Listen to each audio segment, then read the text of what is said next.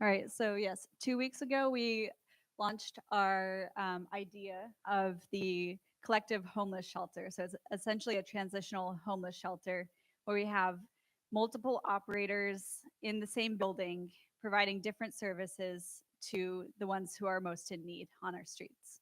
And then everyone on the streets will be inside of this building, inside of sleeping inside of the pods that we create. And then this is just a concept photo, and that's what we released 2 weeks ago. And so now our update is that we're working to secure the building. It is a top secret operation right now, so I'm not going to share too many details. But yeah, thanks. We're also forming a commission to address barriers. So we're looking at having 5 people on our team. And these people are leaders in the community who can really organize others to do what needs to be done. So, our main barriers that we found from 2 weeks ago as well, the community helped us on this. We have secured the building and city permits. So, one person is going to be working on that from the commission. And then we have needs for obtaining funding and insurance for the building. And then we need somebody to establish operator partnerships. So find those people who are going to be providing services. And then we also need to communicate value and align us incentives towards the rest of the community. So we all know where we're going, and we're able to make this happen. So Yeah, and one of the things that I like to say is that this is definitely possible.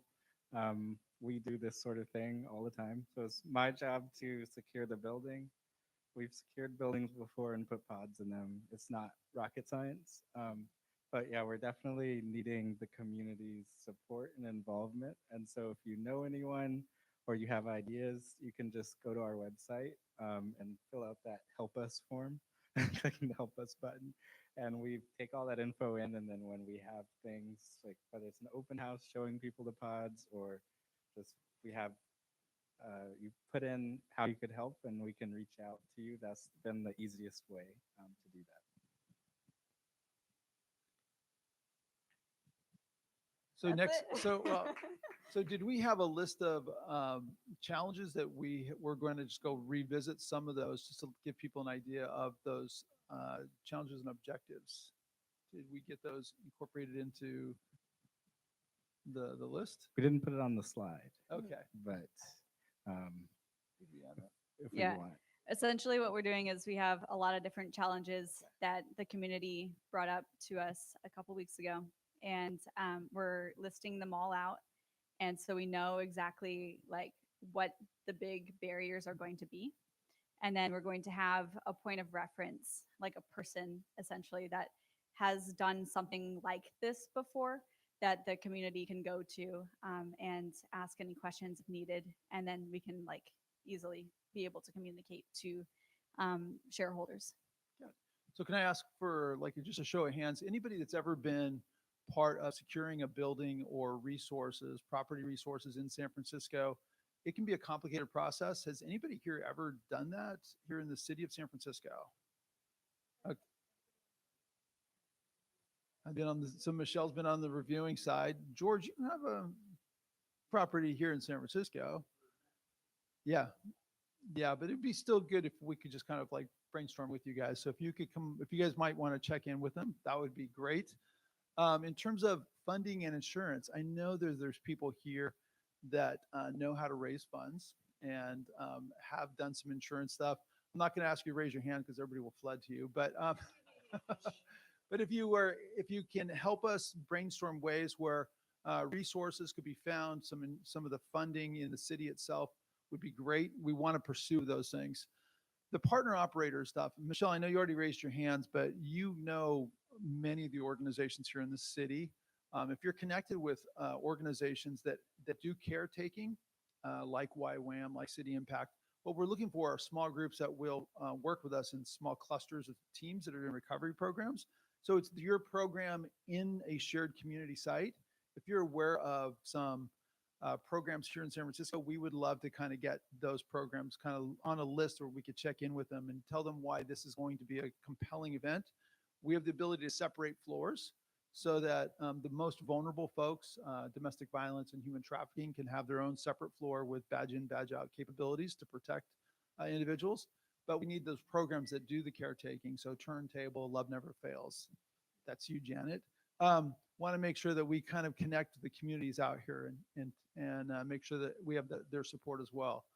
Lastly, the communication values and alliance. This is an election year. Amazing how much motivation there is to be cued into this kind of stuff. So what we want to be is really careful with kind of how much information we share too soon with individuals, because everybody has an underlining agenda, what they do or don't want to do, the way they want to do it, and previous promises.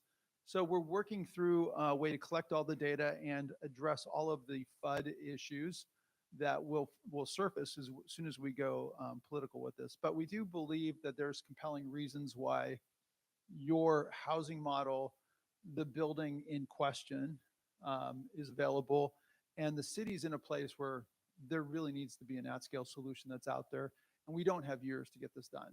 So you guys do it for pennies on the dollar. You guys do it in weeks instead of years in terms of getting stuff going. And it can involve the whole community. Instead of hiring people to be employees, we're actually leveraging current employment to have just new places to do the work that they can do. So it's an at-scale model that really should help. Microphone. Sorry. Sorry, we weren't ready for that. Hello. This sounds amazing. And I'm just curious, what is the biggest challenge you're facing, so that if you had to prioritize, is it money? Is it partnerships? Where are you in most need? I'd say they all come one after another. We need to have a building large enough to do this, to be able to realistically raise the funding. And so that's the first priority, is getting that building. But kind of in parallel, we would need to already have the relationships with the operators to come in. And that will take time, of course, figuring out what their needs will be, because there's all sorts of systems and different things. But I'd say it's in blocks. So the biggest block in front of us is getting the building. But then after that, then it will be the funding, I would imagine. And that communicating the value and making those partnerships with operators will be kind of along the entire time. John had a question earlier. We'll try it. Oh. So when you're negotiating with these building, with the landlords of these buildings and the owners of the buildings, do you do tenant improvement negotiations, length of how long you're taking the building? Because you may be able to start without that money on tenant improvements alone. Just a thought. Yeah, exactly. The goal is to make it as light as possible. So the very first step is going to be getting the building owner on paper as agreeing to allow this in their building. And then exactly from there, just timing it. What do they do? What do we do is all just a negotiation.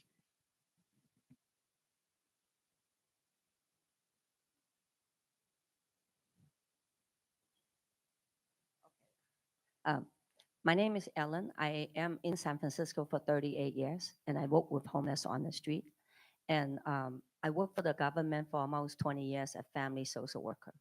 Many people came to San Francisco and had good ideas like you, and with innocent heart and helpful and faithful to end the homeless.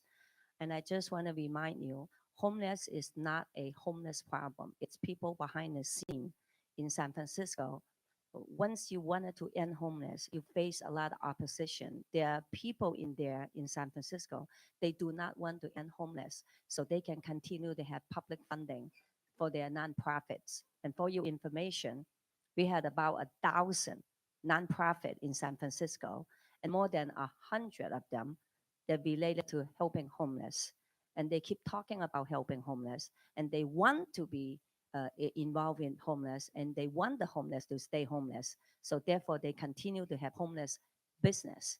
It's a Homeless is a complex. It's a scam in some way. So I hope that you protect yourself, be mindful, because I've seen when people wanted to be helpful, they ended up, in a lot of trouble because their people stirred it up on purpose for God's people to do the work and really heal the people. Thank you Yeah, for we want that. to be mindful of the fact that there are, why we want shared data in there, right? And find a way to do that. So we're working through some of the challenges that we've learned from previous efforts in the past. And our stance is that we don't back down until we've done it. Yep.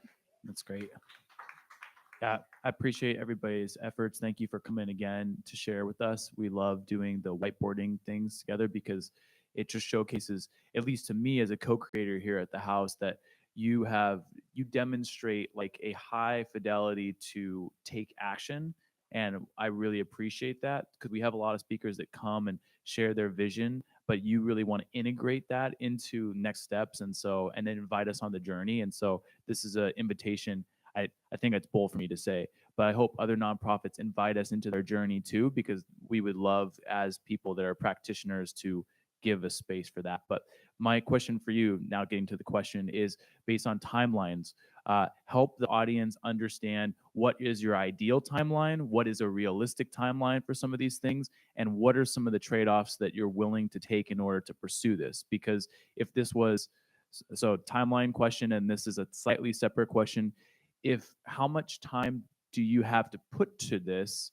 Because if this is like 10% of your time and then you got to do some other implementations, it would be just good to know that. Like this is a kind of a thought experiment. But if this is something, hey, we're willing to put 30% of our organizational time towards this, now we're starting to talk about manpower and woman power and resources. So give us a timeline and give us like a how much time allocation, if you can.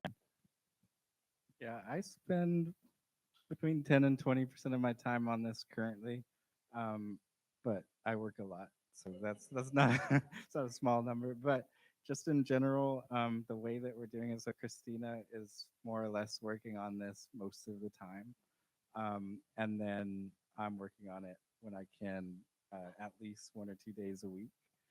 But as far as the timeline of the project as a whole, as you can see, this is going to rely on other people also getting involved. Like we're not going to build a homeless services organization from the ground up. We're going to partner with existing operators. And what we're really good at is getting buildings and putting pods in them, and we're definitely able to do that on the timeline within. We want to operate next year. Of course, that could be mid-year, or that could be the end of the year, but definitely getting in next year allows us to have several years in the building, at least the buildings that we're looking at. A lot of these leases are going until 2029. And so, because 2019 was kind of just the peak of commercial office in San Francisco, and there's just a lot of dead leases, which translates to completely empty buildings. And so that's kind of what we're thinking. And just the way that the process works of building the pods, putting them in the building, getting the permitting, all of that kind of fits with our availability to work on it as well. If anyone has ever worked with the planning department, basically how it works is you send an email, you get a response 30 days later. And so there's only so much you can do at a certain point. So I think we have the manpower combined with partnering with people who are already doing the work. It should be feasible within a year or so. Oh yeah.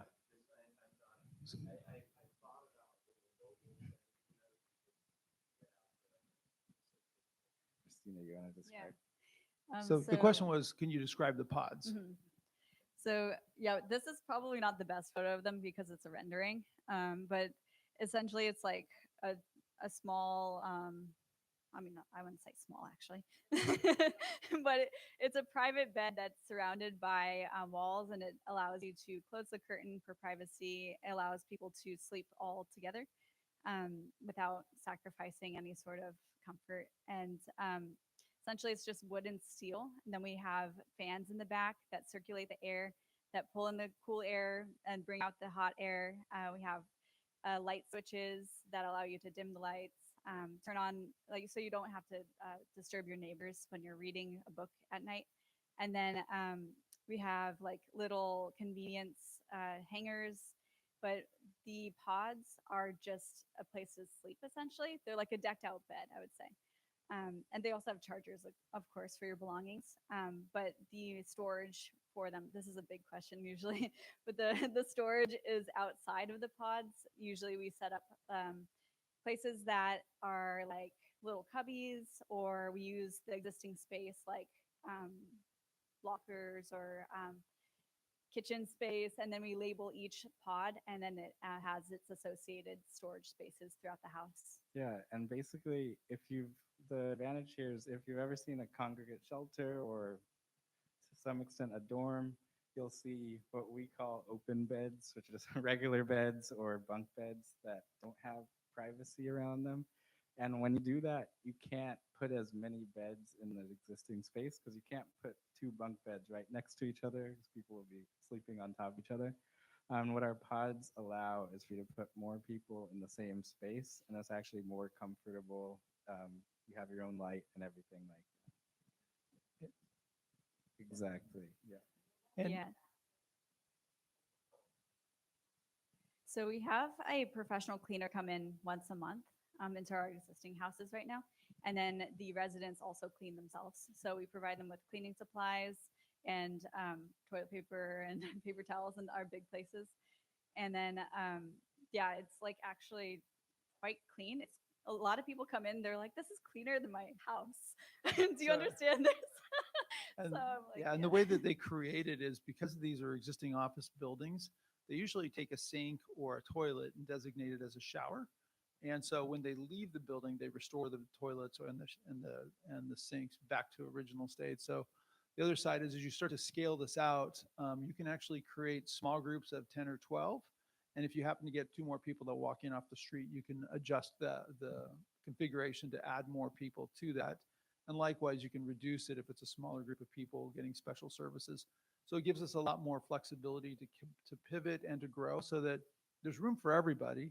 It's just what's appropriate for the program and the individuals that are running that cluster of folks in each of the different zones that are out there. And the So- funny thing as well is what we found when we started taking over office buildings instead of just regular houses is oftentimes there were a similar number of employees there in that space compared to the number of people we have sleeping there. And so, I mean, you work 8 hours a day, you sleep 8 hours a day. There's not that big of a difference in the physical demand on an office space. Twitter probably had thousands of employees in this space, I would imagine, at one point. So the building is meant for a lot of people to be using it. And having a multi-floor facility allows us to dedicate floors and to grow it as the need in the community grows. We don't have to flip it open overnight and have everybody filled. We can fill it as we see an increase of interest in there. So we can get started small and we can move quicker. Guys, thank you so much for coming in here. Please, before you leave today, make sure you connect to them so they can get started with the writing up the follow-up.